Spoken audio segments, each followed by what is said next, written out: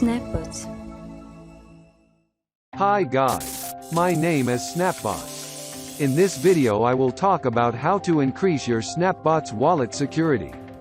I keep reminding you that security and safety is one of the most important factors, because it means to protect your digital assets.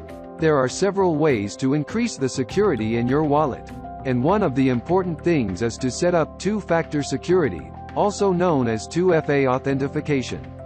And now I will guide you step by step how to set it up for your SnapBots wallet. To activate your 2FA, you need to download Google Authenticator app to your smartphone. Go to the App Store and make sure you search for Google Authenticator and click Install. Now we need to log into SnapBots wallet. On the left side, you select Setting. Now you select 2FA setting. Then you will click this yellow Enable button. Then from the Google Authenticator app you scan QR code provided or enter key here.